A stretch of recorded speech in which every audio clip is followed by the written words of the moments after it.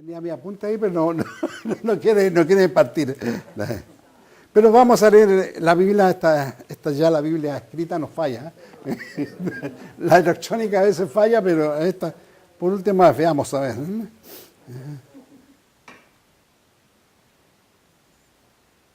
Amén. Ahora sí, la convencí. Siempre me gusta traer apuntes, aunque a veces me olvido. Se me apaga la computadora y yo sigo predicando, ¿no es cierto? Claro. Pero como una referencia, por si acaso uno se olvida, bueno. Vamos a buscar en el libro de 1 Samuel, capítulo 30. 1 Samuel, capítulo 30. 1 Samuel nos habla de una situación que le ocurre a David antes que sea rey. Y para entender de qué se trata, recordemos que el primer rey de Israel fue Saúl. El pueblo pidió rey, Dios le dio un rey, y de apariencia era muy fuerte, hermoso, grande. Dijeron, este va a ser un rey bueno para nosotros. Pero resultó que la apariencia de afuera no la de adentro. Fue un rey malo, envidioso, ¿cierto? Desobediente a Dios. Cuando Dios le dio órdenes específicas, no las cumplió. Y más aún en una ocasión estando en guerra, cuando eran desafiados por los filisteos, venía un gigante, nadie se atrevía a pelear con ese gigante, y de repente aparece un muchacho, quizás 15 años, 16 años, se calcula una edad, que era pastor de ovejas, que había llevado a sus hermanos alimentos, y se sorprende cuando el paladín del terreno enemigo viene y desafía a los jugadores de Israel, los insulta, y nadie sale a pelear con él. Dice, pero ¿cómo? Si este es un incircunciso, uno que no tiene Dios. ¿Cómo de aquí que somos nosotros, el ejército de Dios, nos sale uno y lo mata? Eso va al rey Saúl y lo manda a llamar y quiere averiguar acerca de él, todo. Y él le dice, yo voy a ir a pelear. Si ustedes no van a ir, yo voy a pelear. Abreviando el asunto, ustedes conocen toda la historia de David y Goliat. Como él mata a Goliat, le corta la cabeza. Y desde allí, cuando vuelven a Jerusalén, las mujeres empezaron a cantar con pandero. Decía, Saúl mató a sus 1000, pero David mató a sus 10.000. Es bastante diferencia, ¿cierto? Entonces, Saúl se puso celoso. A mí me dan 1000 y a él le dan 10.000. Y de ahí, aunque lo trajo a la corte de David, era envidioso de él, era envidioso de la santidad de David, era envidioso de lo hermoso de David, era envidioso de lo que David tenía, porque David tenía una comunión con Dios que él no tenía. Y eso se nota cuando hay personas que tienen una comunión con Dios, buscan a Dios, se nota, no hay necesidad de decirle que está alrededor, nota esa presencia de Dios en las vidas, se nota en las iglesias, en las vidas consagradas a Él, que lo buscan diariamente. Saúl no tenía eso y empieza.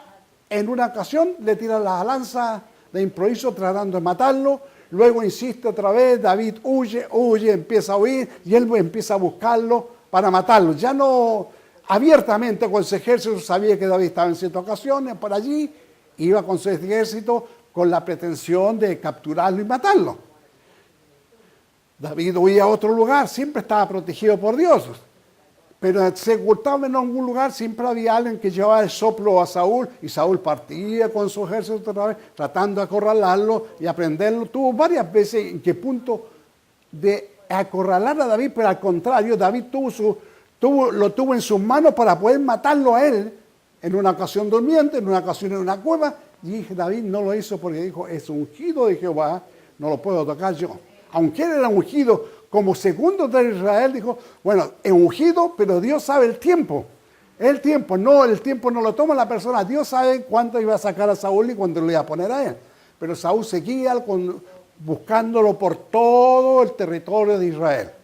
Hasta que David toma una resolución. Se va a la nación vecina, que era enemigo siempre peleaban constantemente con David, con Israel, los filisteos. Y allí se acerca uno de los reyes de la Filistea y se llega a su corte, pero después este rey se hace amistad con David, le gustaba David, era fan, llamémoslo así, de David, y él viene y le dice, como condescendencia, le da a David una de sus ciudades pequeñas que tenía, y le dice a David, porque David ya en ese entonces tenía un ejército de 600 hombres armados, y esos 600 hombres iban con sus mujeres, sus campamentos, sus niños, 2 o 3, no sé cuántos tendrían cada uno, así que si eran 600 hombres, eran más de 1000 o 2000 personas que estaban con David. Entonces él les da una ciudad que se llama Siclag en el territorio de Filistea, cosa que Daúl no lo pueda perseguir, porque si entra en el territorio de los filisteos, es guerra. Entonces David empieza a vivir ahí en Siclag con sus mujeres, sus niños, y tienen tiempo de reposo. Aunque salían y guerreaban con sus soldados, iba y volvía a su ciudad, y allí estaba su hogar, sus niños, sus enseres. Era su vida ahora. Ustedes saben pues ya cuando la diferencia de ir a trabajar y volver a su hogar, que ya está su esposo, la espera con la comida caliente, con sus niños jugando. Es hermoso volver después de un día de labor, volver a la paz del hogar. Ahora David, abreviando el tema, en una ocasión vuelve, lo hace devolver el rey al que quería él ayudar, y cuando vuelve a Siclag, se encuentra con una sorpresa terrible. Yo creo que ustedes ya conocen todos estos pasajes. ¿Sabe? Es la sorpresa, es algo tremendo, yo me imagino. ¿Cómo puede haber sido cuando ellos llegan a Siclag y encuentran la ciudad quemada? Quemada, escombros, pero no hay cadáveres. No se ve que no mataron a nadie, pero desaparecieron sus mujeres, sus niños, sus enseres, todo lo que tenían no está allí. ¿Y a dónde se fueron? No se sabe. ¿Cuántos días atrás? Varios días atrás, había los amalecitas que siempre atacaron a Israel constantemente por la espalda, a retaguardia, de sorpresa. Habían atacado la ciudad, se habían llevado a todos prisioneros y habían incendiado la ciudad. Cuando ellos se llegan y se encuentran con esa sorpresa, es la amargura, ya a veces me imagino la amargura, y pensemos qué pasó por la mente de ellos, por su corazón, cómo se sintieron. Porque nosotros cuando nos acontece algo grave, hay veces que el corazón como que se recoge. Era tan grande la angustia de ellos de haber perdido todos. Sus mujeres, sus niños, su familia, no una sola persona, como cuando ocurre una defunción. No, todo. Que ellos lloraron y lloraron y lloraron. Fíjense que eran hombres fuertes para la pelea, eran fieros, eran buenos guerreros, de los que llamamos valientes, pero hay momentos de dolor en que ellos, en ese momento de dolor, de pérdida, ellos lloran y lloran y lloran. Y la Biblia dice ahí que lloraron hasta que no tuvieron fuerza ya para llorar más. Llorar más, la angustia era tanto.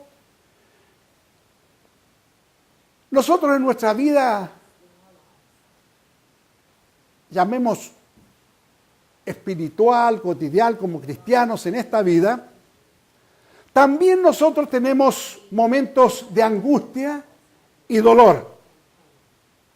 Momentos en que parece que ya todo está perdido. Cuando usted va al doctor y le dice no tiene remedio, usted tiene un cáncer y no hay esperanza. Y usted se queda, o que un ser querido, usted tiene una enfermedad que ya terminal. O que de repente le llega la noticia que un hijo tuvo un accidente. O que el hijo a veces está en la droga, para los que son padres. Y llegar una noticia así es para abismarlo, hundirlo.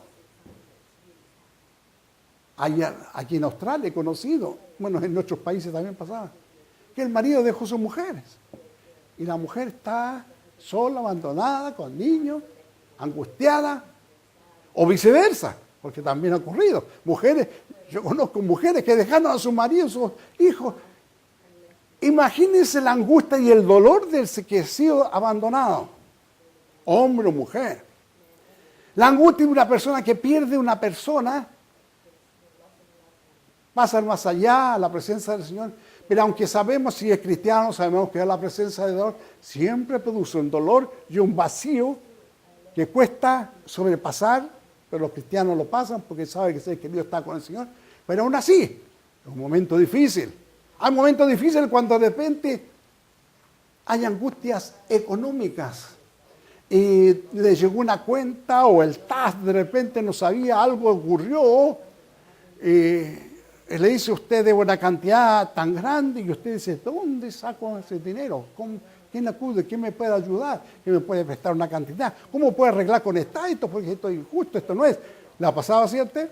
Cuando hace el TAS, ¿no es cierto? Cuando le llega una carta del TAS, es para estremecerse cuando llegan una carta así.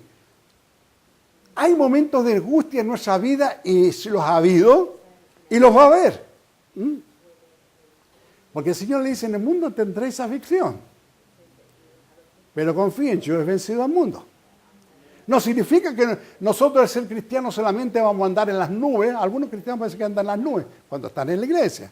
Pero cuando están afuera, debemos recordar que estamos pisando un terreno, estamos en un mundo que no es nuestro. Nosotros somos de otro país, de nuestros Padre Celestial. Nuestras mansiones están allá, pero nos toca vivir aquí en un mundo que no es nuestro mundo ahora. Con lo físico pertenecemos a este mundo.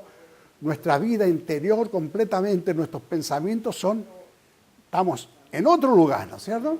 Vivimos para allá.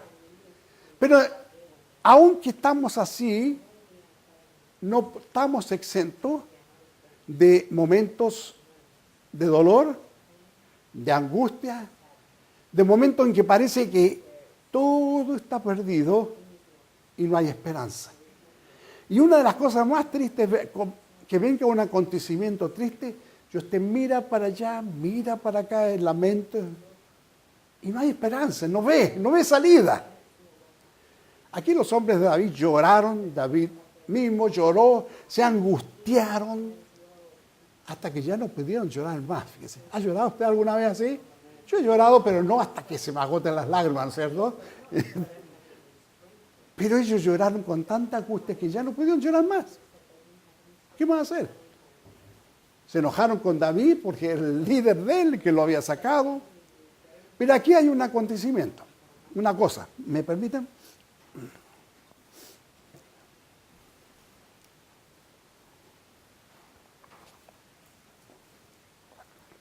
Si pensamos en David, la Biblia declara que David era un hombre que andaba conforme al corazón de Dios. Y David dice, y Dios siempre mencionó que se contentaba con David. Estaba contento como David obraba, le obedecía. En todo era algo especial David para con Dios. Él es el que compuso los salmos, alababa al Señor desde la niñez, cuando era pastor. Y su vida era una vida en comunión con Dios. Y ahora nos preguntamos, pero ¿cómo una persona con una comunión así con Dios le acontece eso? Fíjense, con esa comunión, Saúl lo perseguía, pero no podía matarlo. Lo buscaba, pero no pudo encontrarlo, ¿cierto? Y aún así, aún estando en la que Saúl no podía llegar a él, pero llegaron por otro lado los amalecitas, ¿cierto? Siempre en nuestra vida hay un enemigo que no debemos olvidarlo. Se llama Satanás y sus demonios. Cristo lo venció en la cruz, ¿no es cierto? Pero nosotros también tenemos que aprender a vencerlo. Algunos dicen, no, el diablo lo tengo bajo mis pies. Bueno, asegúrate de que no se salió de allí, ¿no es cierto? Porque él está suelto. Nosotros tenemos que aprender también a vencerlo a él, en el nombre de Jesucristo. Por eso dice el apóstol Santiago, fortaleceos en el Señor y en el poder de su fuerza. Dice, resistid al diablo y huirá de vosotros, pero fortaleceos en el Señor. Nuestra fuerza no es en nosotros, pero así con el Señor podemos vencer, podemos derrotar, podemos echar fuera demonios, ponemos las manos sobre los enfermos y que sanen, porque el Señor lo dijo. Pero ¿cuánto es eso? Cuando siempre estamos en ese ambiente, en esa comunión, en ese fuego, en esa presencia de Dios que es la que nos da energía, llamémosla energía así, a la espiritual que llena nuestro ser, y eso nos capacita ahora de vencido a ser vencedores. Pero cuando estábamos con el Señor, Ahora, ¿qué puede haber sucedido con David? Hay cosas que pasan en nuestra vida, ya una de las vidas de los predicadores, los mejores predicadores, más famosos podemos llamar, o el pastor o lo que sea, que todos tenemos una vida de comunión con Dios. ciertas horas de oración. ¿Cuántas horas ora usted? ¿1 hora, 2 horas, 3 horas? ¿Cuánto oran 3 horas? Amén. Nadie dijo amén. Bueno, los pastores tienen que orar más, hay que darle la tarea a eso a los pastores, pero los cristianos tienen que orar. Sin oración el cristiano no hay nada. Yo les comparaba la otra vez, le enseñaba en mi iglesia, cuando ya era todavía en mi iglesia, le enseñaba mucho la insistencia en la oración. La iglesia puede tener todas las facilidades que quiera, pero si la iglesia no ora, no pasa nada. Si el cristiano no ora, no pasa nada con él. Va a ser un cristiano que se siente y calienta el asiento los días domingos, aleluya, alaba a Dios, y después se va y su vida, sí, es de Cristo y está salvo, pero no tiene una trascendencia espiritual o en el reino de Satanás como para ponerlo en jaque a él, ganar alma. No, son vidas espirituales, son buenas personas, pero no pasan más allá. ¿Por qué? Porque le falta algo aquí en el interior. Y eso aquí en el interior se logra con oración. ¿Sabe usted? Oración. Hay que ponerlo bien grande en mayúsculas. Oración. Nuestro Señor Jesucristo, que era el Hijo de Dios, levantaba temprano y se iba al amanecer al monte a orar. Y el apóstol Pablo nos exhorta en Filipenses a orar en todo tiempo, con toda oración y súplica, orar sin cesar. La oración es algo que debe ser el pan cotidiano de cada momento en cada cristiano. Yo, para mi pensar, no hay cristiano que no debe orar 1 hora o más al día. Si usted no ora 1 hora continua, ore 15 minutos. Pero después en la tarde, ore 15 minutos. Y ore 15 minutos más. Ore 15 minutos más. Y una recomendación que siempre hacía, anote cuánto tiempo oró. ¿Cuánto empezó a orar? Oró 10 minutos, si pudo terminar antes. Bueno, ora durante el día, 5 minutos. Anote. ¿Y sabe por qué? Se va a encontrar una sorpresa. Allí va a saber usted realmente cuánto tiempo ora. Porque a veces se pone a orar en la mañana, o lo que sea, se queda dormido, se distrae y se va para otros lados en sus pensamientos. Lo que ora no es tanto. Entonces, usted lleva la cuenta de cuánta oración tiene usted, y luego así es como si la oración, esa comunión con Dios, se acumulara dentro de nosotros. Como una batería que necesita carga y se va cargando. Lo decía, todos, ahora en la moda, todos tienen un teléfono móvil.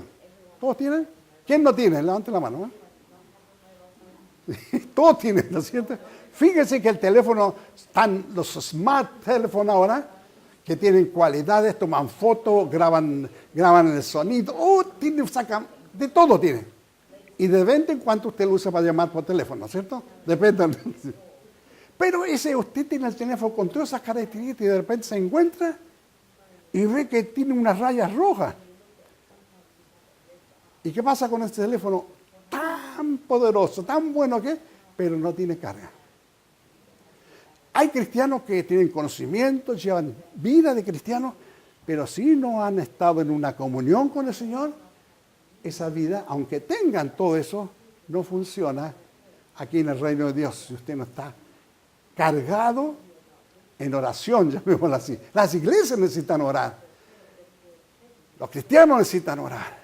Nunca estamos exentos de no orar, no hay excusa. Y lleve la cuenta y se va a dar cuenta que a veces sus oraciones no son tanto como deben orar. Le sirve para usted autodisciplinarse en la oración. Es algo que no de oración, lectura bíblica, lleve, la anote. Y cuando llegue 1 hora al día o más en lectura, ya puede ser un cristiano más útil de lo espiritual.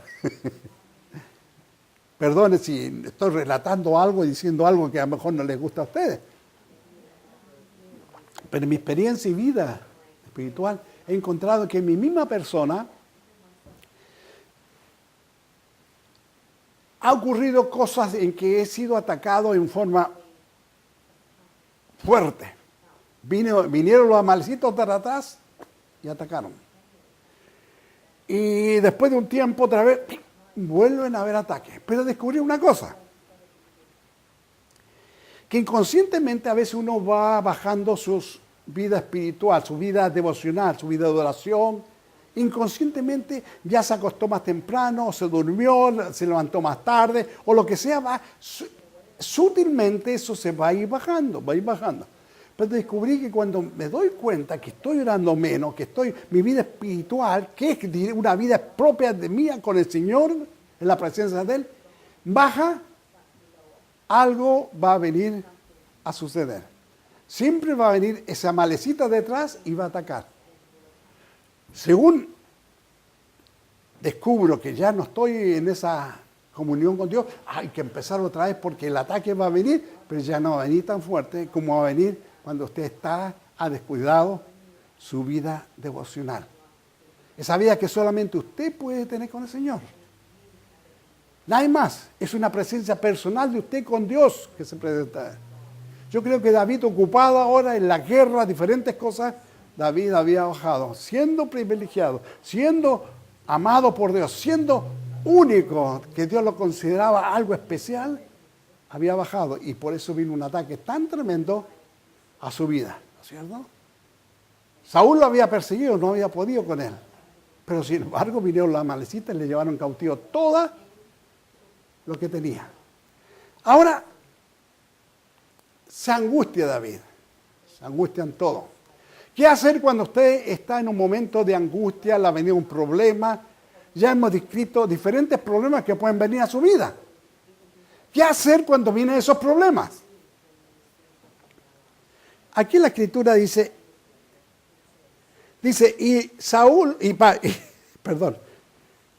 y David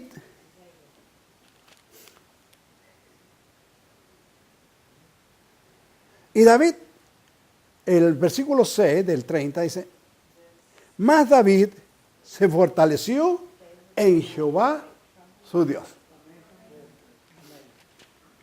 Mas David se fortaleció en Jehová su Dios. ¿Conoció usted alguna voz así? O a lo mejor este uno de esos, que se enoja con Dios cuando las cosas le van mal, que Dios está obligado a protegerle y ahora mire lo que me pasa, esta enfermedad, lo que me pasó. Y se enojan con Dios, le dan la espalda a Dios y a veces ya no quieren congregarse, no quieren nada con Dios. Castigan a Dios. Dios no es el culpable de lo que aconteció en tu vida. Tú eres el culpable porque estás descuidado. ¿Qué hizo David? David se dio cuenta que necesitaba a Dios. Y por eso se fortaleció en Dios. ¿Sabe? Hay veces que hay momentos de angustia en que una buena persona, un buen pastor lo puede aconsejar sabiamente, llevarlo a la fe, llevarlo a los hermanos. Pero hay hermanos que lo así, les recomiendo a veces, no lo consulte porque lo van a tirar para abajo, ¿cierto? Hay hermanos que andan por abajo, si usted quiere afirmarse en ellos, se va más para abajo, ¿cierto? Hay hermanos que no aconsejan bien, no son de fe, son de crítica simplemente. No busque con ellos, busque con los que están arriba, que siempre levantan, con los que están apoyando, con los que son fuertes. Busque los fuertes para que lo ayuden a usted. Pero más que todo eso, busque la presencia de Dios otra vez. Empieza otra vez a orar, empieza a buscar, empieza a levantarse temprano, a acostarse más tarde, pero empieza a buscar la presencia del Señor.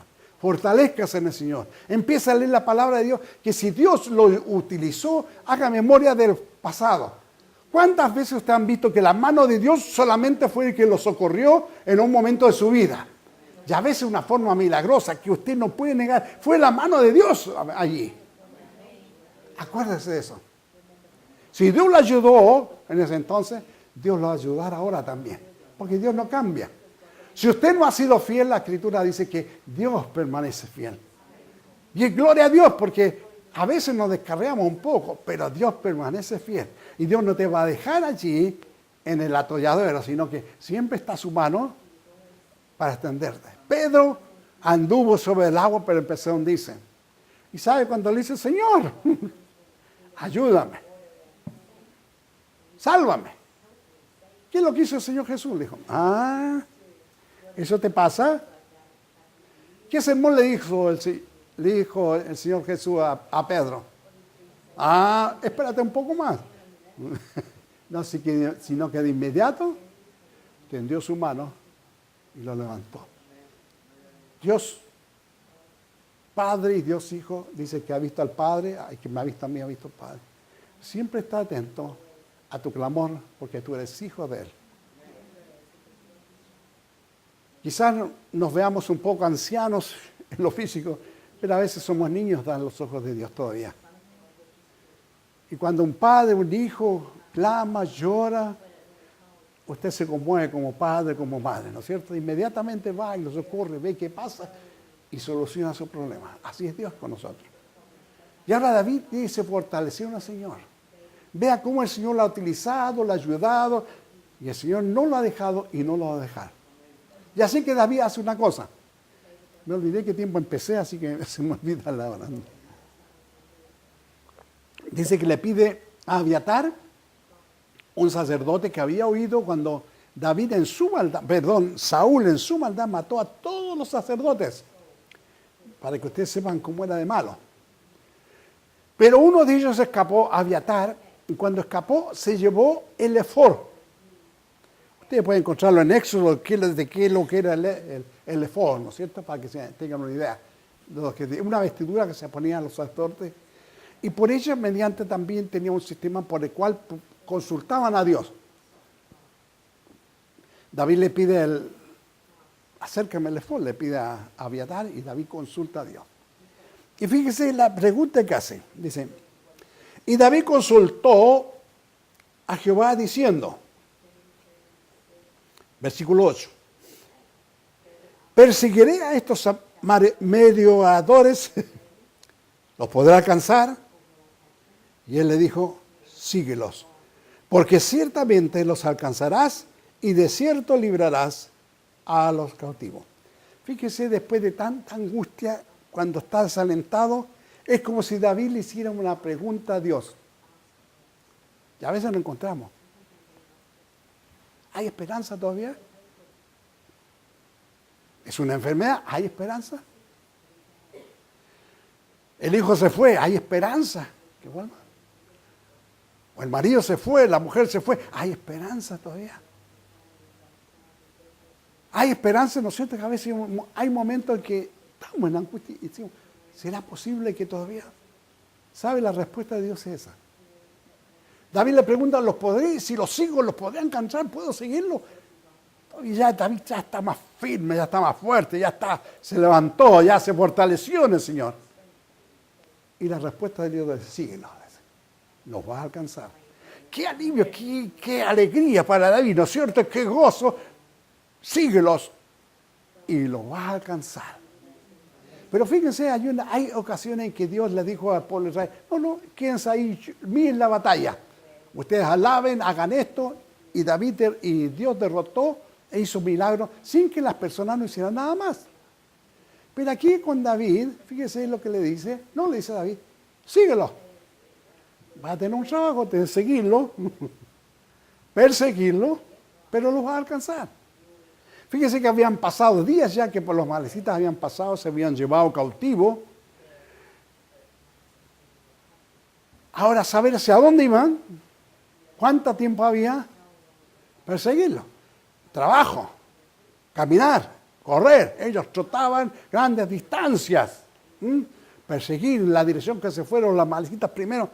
Pero luego hay problemas, fíjese, que aunque Dios le dice, sí los va a recuperar, el diablo nunca está tranquilo y quiere ponerle problemas.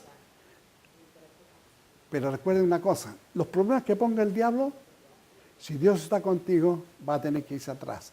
En el nombre de Jesús, tiene que obedecer. En el nombre de Jesús, tienen que caer esos muros. En el nombre de Jesús, las enfermedades se van.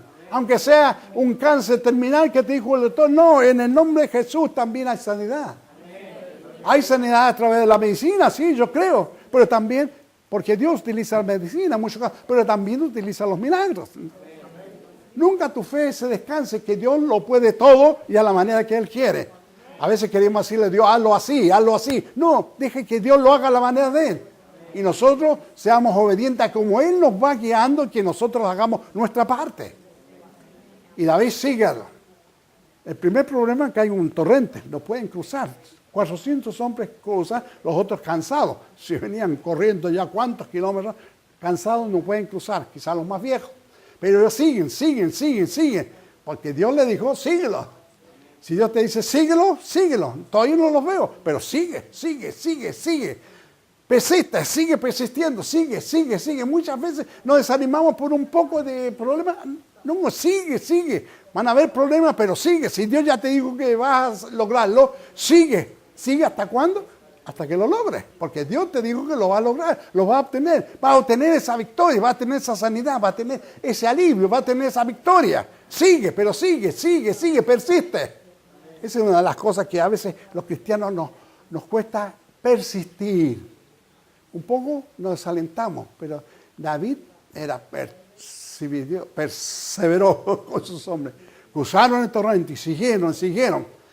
Otra dificultad que había ahora, llegan al desierto. Llegan al desierto, ¿y para dónde van? Si usted va para allá y los otros van para el otro lado, no lo encuentran. ¿Cómo elegir la dirección adecuada para seguirlo? Pero Dios dijo que lo iban a seguir y alcanzar, y así que tiene que haber una solución acá. ¿Ah? No es que se pongan, ¿para dónde se fueron? Dice que encuentran a un hombre que está medio moribundo y lo llevan, le dan de comer, está hambriento. Luego de atenderlo, el hombre puede hablar y les dice una cosa: yo era el siervo de uno de los amalecitas, de esos que lo asaltaron ustedes, y como estaba enfermo, mi amo me dejó botado. No se iba a quedar el dueño de él a cuidarlo allí, el ejército siguió, ellos siguieron, lo dejó botado, que se muera. Total, se compra otro, ¿cierto? Un siervo. Pero ese siervo no murió. Dios lo preservó ahí hasta que llegara David, lo alimentaron, recuperó fuerza, y él sabía a dónde iban, ¿cierto? Ellos no sabían cuando se fueron qué señal dejaron atrás. Para ellos se murió, no, pero no estaba muerto. Era algo que Dios preservó para indicarle a David hacia dónde tenían que ir. Y este hombre sabe, los guía a ellos, hasta dónde están ellos. Ahora, ya para resumir más, llegan a un campo. Ya habían pasado varios días. Los amalecitas, esos que arrasaron la ciudad de Sinclá, no solo la ciudad de Sinclá, habían arrasado otras ciudades más y otras partes. Habían destruido, se habían llevado el botín, todo, ganado, todo lo que servía se lo llevaban. Eran ladrones al por mayor. Y llevaban grandes riquezas que habían robado de diferentes pueblos. Y ahora ya estaban en el desierto, se consideraban tranquilos, a descansar y a disfrutar. Y dicen que estaban disfrutando el descanso y emborrachándose.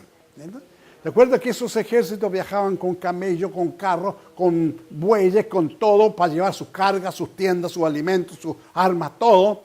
Y para cargar lo que robaban. Y era de moda el vino, ¿no es cierto? No había las bebidas de ahora, no había la Coca-Cola, no, era el vino lo único que bebían, ¿no es cierto? Vino nuevo, dulce o vino viejo, con el que se borrachaban y quedaban inconscientes. Esas eran las bebidas que ellos tenían. Y se habían emborrachado, estaban felices en el campo y aquí ya nadie nos alcanza, no hay peligro. Pero era un ejército numeroso, grande. Pero David con 400 hombres lo ataca desde la mañana hasta la tarde y los destruye a todos, excepto, fíjese, 300 jóvenes que se montan en los camellos y arrancan. Ya con camellos no los podían perseguir los de David, lo dejaron irse, pero mataron a todo el resto. Pero aquí viene lo grandioso del tema de esta noche. David le preguntó a Dios: ¿puedo perseguirlo? ¿Hay esperanza? Quizás esta mañana tú puedes, una pregunta hacia Dios: ¿hay esperanza a esto que me está aconteciendo? La respuesta de Dios siempre es la misma: sí. Con Dios siempre hay esperanza, siempre hay victoria. Con Dios nunca ya va a haber derrota. Las derrotas están cuando tú te alejas de la protección de Dios, pero cuando estás con Dios tú estás fuerte, porque el Todopoderoso está contigo. Dice que ellos recuperaron todo. ¿Sabe lo que significa todo? Todo. Sus mujeres, sus hijos. David tenía 2 mujeres. Recuperaron las suegras también, ¿no es cierto? Amén. Recuperaron todos los enseres que tenían. Recuperaron el televisor también. Recuperaron todo lo que tenían en su casa. Dice que recuperaron todo, y más de lo que ellos tenían, porque estaba lo que ellos habían saqueado de otra ciudad antes. Y así que volvieron con el gran botín. No solo lo de ellos, sino multiplicado, porque todo lo que habían robado los otros, los trajeron ellos. Su ganado, todo tenían. Para desviar la historia o la prédica que me están haciendo. Con Dios siempre hay victoria. Y con Dios siempre, nunca es lo justo, siempre da más.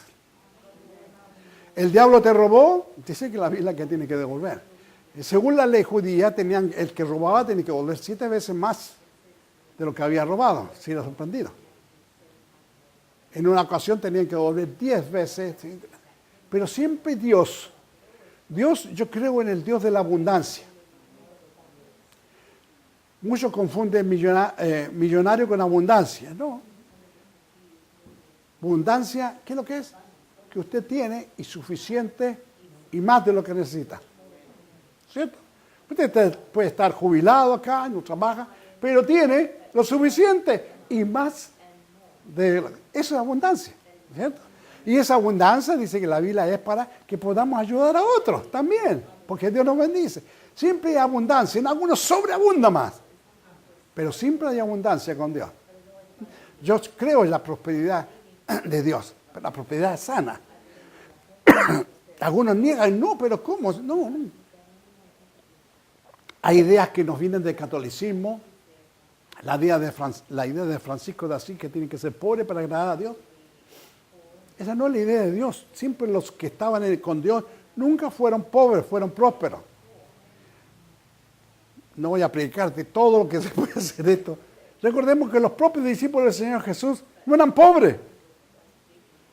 Pedro eran pescadores, eran empresarios, tenían lanchas, tenían un bote de eso, era un capital, era una cosa grande, dinero. Y así. Recuperan todo. Tanto que, fíjense, no se quedan con todo eso. David era un hombre de Dios, verdaderamente. Y manda todo eso que a ellos les sobra, porque les sobra. Lo reparte a los diferentes lugares de Judá, que eran amigos de él, que lo habían protegido, lo habían acogido. Lo reparte. Judá es bendecido a través de David, que perdió aparentemente Sinclair, sus mujeres, sus niños, pero por la bendición de Dios y el poder recuperó más de lo que había perdido y ahora era capaz de bendecir a los demás con abundancia. Yo te voy a decir ahora, para terminar, la vida del cristiano es así. La vida del cristiano debe ser como la vida de David, conforme al corazón de Dios. Que Dios diga, me complazco con él, me gusta. Me busca en oración, habla de mí, gana almas para el Señor, escudriña mi palabra, es fiel en todo. No es de los criticones que no hacen nada, no, es de los que están fieles siempre en la obra del Señor, trabajando en todo tiempo, produciendo para el reino de Dios, alabando a Dios, ¿no es cierto?, glorificándolo a Él. La vida es así. Los cristianos también hoy son así, que agradan a Dios. El enemigo puede venir, sí, no estamos exentos, dice. En el mundo tendréis aflicción, dijo el Señor. Aflicción. Sí, van a ser afligidos. Pero después, dice, confía, yo he vencido al mundo. Ahora, cuando el mundo te produce aflicción, ¿sabes lo que viene a decir el versículo? Confía, yo estoy acá. Ahora llego yo y esa aflicción se va. Si alguien te pegó como el niño mayor peleó en la calle y le pegaron, viene el papá o el hermano mayor, aquí estoy yo. Ya, te defiende, te levanta. Yo lo he vencido a él, yo he vencido al mundo, dice Señor. Cuando el diablo quiera vencer de ti y quizás te está teniendo contra las cuerdas, como dice, dice, yo he vencido al mundo, aquí está, cuida a Jesús y aquí llega Él a ayudarte. Y como Pedro te está hundiendo, pues llega a levantarte y tomarte la mano. Nunca te critica, te levanta. Dios nunca critica. No criticó a Pedro ni cuando lo negó, sino que le encomendó, ¿no? Una misión. Dios no es criticón. ¿Se han fijado ustedes? ¿Han leído eso? Al pueblo de Israel lo criticó por la idolatría, pero usted no es idólatra. Sí, podemos ser débiles, pero Dios es siempre fiel. Y así que con Dios siempre estamos victoriosos. ¿Hasta cuándo? Hasta que el Señor venga por nosotros y nos lleve a su iglesia, ¿cierto? Ahora, el problema que tú tienes, aprenda a mirarlo con los ojos de Dios. ¿Sabes lo que dice el Salmo? Alzaré mis ojos a los montes. ¿Y de dónde vendrá mi socorro? Mi socorro viene de Jehová, que hizo los cielos y la tierra, ¿no es cierto? Amén, gloria a Dios. Enfermedad, lo que sea. Para Dios no hay nada imposible. Y esta es la última declaración. Dios está a tu lado. Dios te defiende. Dios está contigo. Sigue adelante, persiste, porque yo estoy contigo, dice el Señor. Amén. Gloria a Dios. Que el Señor los bendiga, hermano.